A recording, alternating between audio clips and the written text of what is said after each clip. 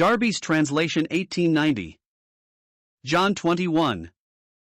After these things Jesus manifested himself again to the disciples at the Sea of Tiberias. And he manifested himself thus. There were together Simon Peter, and Thomas called Didymus, and Nathanael who was of Cana of Galilee, and the sons of Zebedee, and two others of his disciples. Simon Peter says to them, I go to fish. They say to him, We also come with thee. They went forth, and went on board, and that night took nothing. And early morn already breaking, Jesus stood on the shore. The disciples however did not know that it was Jesus. Jesus therefore says to them, Children, have ye anything to eat? They answered him, No. And he said to them, Cast the net at the right side of the ship, and ye will find. They cast therefore, and they could no longer draw it, from the multitude of fishes. That disciple therefore whom Jesus loved says to Peter, It is the Lord. Simon Peter therefore, having heard that it was the Lord, girded his overcoat on him, for he was naked, and cast himself into the sea, and the other disciples came in the small boat, for they were not far from the land, but somewhere about 200 cubits, dragging the net of fishes. When therefore they went out on the land, they see a fire of coals there, and fish laid on it, and bread. Jesus says to them, Bring of the fishes which ye have now taken. Simon Peter went up and drew the net to the land full of great fishes, 153, and though there were so many, the net was not rent. Jesus says to them, Come and dine. But none of the disciples dared inquire of him, Who art thou? Knowing that it was the Lord. Jesus comes and takes the bread and gives it to them, and the fish in like manner. This is already the third time that Jesus had been manifested to the disciples, being risen from among the dead. When therefore they had dined, Jesus says to Simon Peter, Simon, son of Jonas, lovest thou me more than these? He says to him, Yea, Lord, thou knowest that I am attached to thee. He says to him, Feed my lambs. He says to him again a second time, Simon, son of Jonas, lovest thou me? He says to him, Yea, Lord, thou knowest that I am attached to thee. He says to him, Shepherd my sheep. He says to him the third time, Simon, son of Jonas, art thou attached to me? Peter was grieved, because he said to him the third time, Art thou attached to me? And said to him, Lord, thou knowest all things, thou knowest that I am attached to thee. Jesus says to him, Feed my sheep. Verily, verily, I say to thee, when thou wast young, thou girdedst thyself, and walkedst where thou desiredst. But when thou shalt be old, thou shalt stretch forth thy hands, and another shall gird thee, and bring thee where thou dost not desire. But he said this signifying by what death he should glorify God. And having said this, he says to him, Follow me. Peter, turning round, sees the disciple whom Jesus loved following, who also leaned at supper on his breast, and said, Lord, who is it that delivers thee up? Peter, seeing him, says to Jesus, Lord, and what of this man? Jesus says to him, If I will that he abide until I come, what is that to thee? Follow thou me. This word therefore went out among the brethren, that disciple does not die. And Jesus did not say to him, He does not die, but, If I will that he abide until I come, what is that to thee? This is the disciple who bears witness concerning these things, and who has written these things, and we know that his witness is true. And there are also many other things which Jesus did, the which if they were written one by one, I suppose that not even the world itself would contain the books written. John 21. By F. B. Hole. The closing verses of the previous chapter indicate that the evidence furnished, showing that Jesus is the Christ, the Son of God, is now complete. This is therefore taken for granted in the closing chapter, which puts on record dealings with certain of his disciples wholly unrecorded in the other Gospels. It may be considered in two ways, first, as having a figurative or typical meaning, second, as showing his gracious dealings with them in view of their future. Verse 14 gives us a key to its special significance from the typical viewpoint.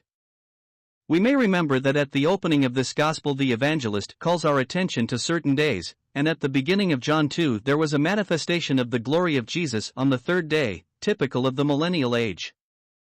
Now here we have before us what is noted as the third manifestation of Jesus as risen from the dead, and again we discover it has a millennial significance. The first manifestation, as we saw in the last chapter, was on the actual Resurrection Day, and all recorded in connection with it spoke of the portion of the church in association with the risen Lord. The second, in the same chapter, gave us the awakening of faith in the remnant of Israel, when at last they look upon him whom they have pierced. That was set forth in Thomas. Now we come to the third, when the millennial morning will break and the Lord be revealed as the master of every circumstance and the supplier of every need. The 3 days pointed out in John 1 and John 2 had in each case the same significance. The main drift of this gospel has been the revelation of the Father in the person of the Son, and the certifying to us that Jesus is indeed the Son of God, so that we may have no doubt as to the revelation but the light of it shine with undimmed radiance into our souls. It is very remarkable, therefore, that it should both open and close with these figurative reminders of dispensational distinctions, though the burden of the gospel is that which abides eternally above all dispensational distinctions. Differences of dispensation may impose different measures upon the apprehensions of saints, but that which is to be apprehended is eternally the same. John has given us an account of Peter's downfall, but has said no word as to his bitter tears immediately after as the result of the Lord's look, nor of the personal interview with his risen Lord in the latter part of the resurrection day. We open this chapter to find him reverting to his fishing and taking 6 of the other disciples with him. It was not for this kind of fishing that the Lord had originally called him, and it looks as if, though knowing that the Lord had forgiven him, he was assuming that his commission to service would have to lapse. The risen shepherd, however, was about to restore his soul fully and lead the feet of all of them into the paths of righteousness. Their expedition on the lake was a failure. Verse 3 sums it up as night and nothing. When the morning was come, everything was reversed, for Jesus was there, net full, great fishes, and no broken net or sinking ship, as in Luke 5. Nor was there Peter falling down to confess himself a sinful man, though his sad fall had been so recent. Instead, he flung himself into the sea to get to Jesus with all possible speed. Again, we see how he is prominent when the action of love is in question, just as John displays more prominently the discernment of love. Arrived on the shore, the disciples found themselves forestalled, though their catch had been so great. The Lord had fire and fish and bread ready for them, the provision was all his own. Viewed typically, we may see a figure of disciples going forth and bringing in under the Lord's direction a great harvest from the sea of nations, which will mark the opening of the millennial age. It was surely intended, too, as a lesson to Peter and the rest, showing them that their reversion to their ordinary occupation was unnecessary, even if specially blessed by him. Their food was already prepared by his hand. The disciples knew it was their risen Lord, not by the sight of their eyes, but by his actions, which were unique. Then began the Lord's special dealings with Simon Peter. His fall had taken place when he was warming himself at the world's fire in the company of the servants of the high priest, who was utterly hostile to his master. He now finds himself by the fire that had been kindled by his Lord, not only warmed but also fed by him, and in the company of fellow servants as devoted to his master as himself. Thrice had Peter been tested, and each time with increasing emphasis he had denied his Lord. Thrice on this occasion does the Lord probe Peter's conscience and heart, each time increasing the severity of the test. We can more fully appreciate verses 15 to 17 if we observe that 2 different words are used for love. The first is one which, we are told, is not used for love outside the New Testament and Septuagint. The Spirit of God laid hold of it, and consecrated it to express the love of God. The second is one based upon the word for friends, and signifying rather the love of the feelings or of warm affection, or, as it has been put, it indicates less of insight and more of emotion. We will quote from Darby's New Translation where the distinction is carefully observed. The Lord addressed Peter not by that new name, which he had given him, but by his old name in nature, Simon son of Jonas, and asked him, Lovest thou me more than these? This is just what he had claimed for himself in saying, Although all shall be offended, yet will not I, as Mark tells us. This must have been a very painful question, for judging by his performance it appeared that he loved him far less. What could he say? Only this, Yea, Lord, thou knowest that I am attached to thee. He used the lower word, showing that he had already come down in his own esteem. A second time Jesus asked the question, using the same word as before but not instituting any comparison between Peter and the other disciples. It was simply, Lovest thou me? It was as though he had said, Do you really love me at all? This probed the wound in still deeper fashion. Peter was again unable to accept the challenge and adhered to his own word, "Thou knowest that I am attached to thee." The third question was a still deeper thrust, for this time Jesus adopted Peter's own word and asked, "Art thou attached to me?" Thus he challenged Peter's right to go so far as saying he was even attached to him. This cut him to the quick and probed him to the depth. He realized that he could not claim to love, and that his conduct had belied even a friendly attachment. He therefore cast himself wholly upon his omniscient Lord, saying, "Lord, thou knowest all things, thou knowest that I am attached to thee." This virtually acknowledged that his attachment was of such faint and microscopic proportions that only divine omniscience would perceive it. Still it was there. Peter knew it, and he knew his Lord would know it. In all this Peter was being most graciously yet very pointedly conducted to self-judgment, the judgment of the state that had led to the sin and disaster. It is one thing to confess the sin committed, and another to confess the wrong state that led to it. This is the point which is so instructive and salutary for us. Self-esteem with its twin evil, self-confidence, was the bottom of the mischief, and full restoration before the Lord was not perfected till Peter reached this point. Moreover, his sin had taken place with considerable publicity, and the other disciples must have had their confidence in him sadly shaken. How gracious then of the Lord to deal with Peter to his restoration in the presence of a number of the disciples. And this was not all. Each affirmation by Peter that he really was attached to the Lord in spite of his cowardly denial, was followed by a response which indicated that a very important service was to be entrusted to him. The Lord used three different expressions, which are not entirely clear in our excellent authorized version. They were, "Feed my lambs, shepherd my sheep, feed my sheep." The shepherding of sheep would involve seeing that they were fed, but it would go beyond that and cover many activities in the way of oversight, leading, protecting. It is very evident that Peter was entrusted with a pastoral ministry, and the way in which he urges upon others a similar pastoral care, in the opening verses of 1 Peter 5, is very striking. Therein he warns against the very abuses of such a ministry as have come in like a flood in the history of the Church. These abuses reach their greatest development in the imposing religious body that claims their Roman pontiff as the successor of Peter, and they are just the outgrowth of fallen human nature, for exactly similar things happened in Israel, and are denounced by the Lord through the prophecy of Ezekiel in Ezek 34. Today Peter's pence means money extracted from the flock for the support of the supposed successor of Peter, instead of anything ministered to the flock. A grim perversion and parody indeed. The under-shepherds who served after Peter's departure soon forgot that the lambs and sheep belonged to the Lord. The word to Peter was not "feed your sheep," but "my sheep," and that makes all the difference. It is noticeable further that the Lord spoke once of shepherding and twice of feeding. That is where the emphasis lies.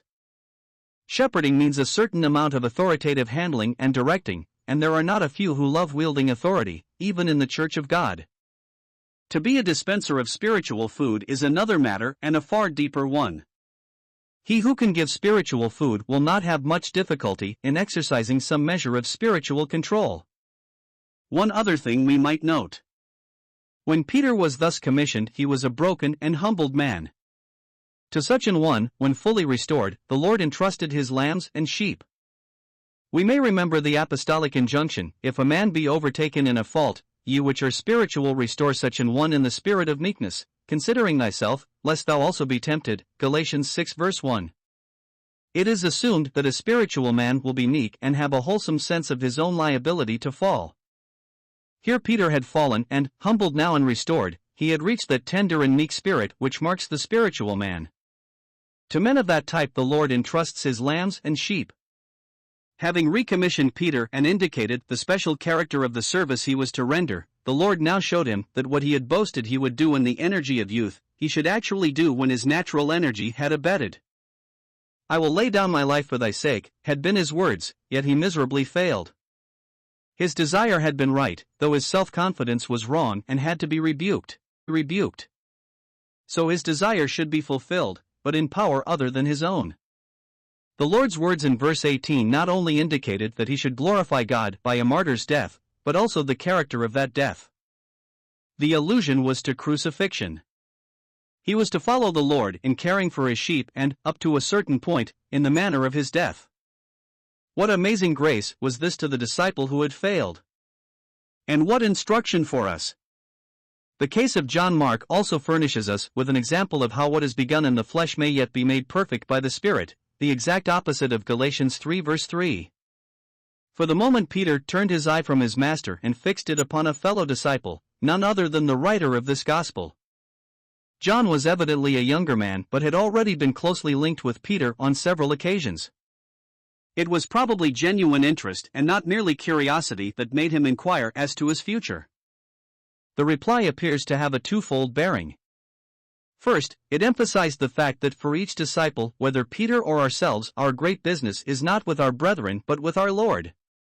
What the Lord ordained for John was not Peter's concern, but to follow the Lord for himself.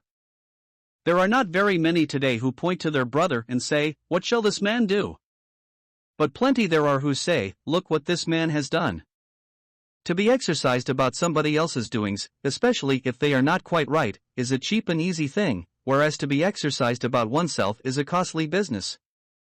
To each of us, as to Peter, does the Lord say, "Follow thou me"?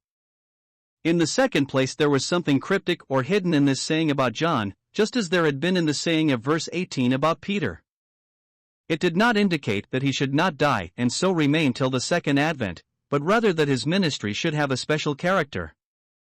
The word here, translated, tari, is one that occurs in John's writings as often as in all the rest of the New Testament put together. It is variously translated as abide, continue, dwell, remain. Now John's ministry, as exemplified in his gospel and epistles, did specially deal with the abiding things of the revelation of God which nothing can touch or tarnish. In the revelation we find he was the last of the apostles to see the Lord in his glorious majesty, and to receive from him through his angel the fullest unfolding of things to come, which things lead us up to the second advent, and even to the eternal state. Verse 23 is a warning to us of the danger of drawing inferences from the Word of God, and then elevating those inferences into dogmatic assertions. If a saying had gone forth among the brethren that John might not die, in view of what the Lord had said, it perhaps would not have been worthy of remark. But they said he should not, rather than he might not. Inspired words stand in a class by themselves, and we must be careful how we draw inferences from them. The last verse of our gospel is very characteristic. It reminds us that what is recorded of the doings of the Lord on earth is but a tiny fraction of the whole, and this is true if we put all four gospels together. It is also as true of his words as of his works. This is a fact that helps to explain things that are sometimes quoted as apparent discrepancies. For instance, the Lord must have done and said similar things scores of times during the years of his incessant service in various parts of Judea and Galilee. And lastly, there is no picturesque exaggeration in what is said about the world and the books.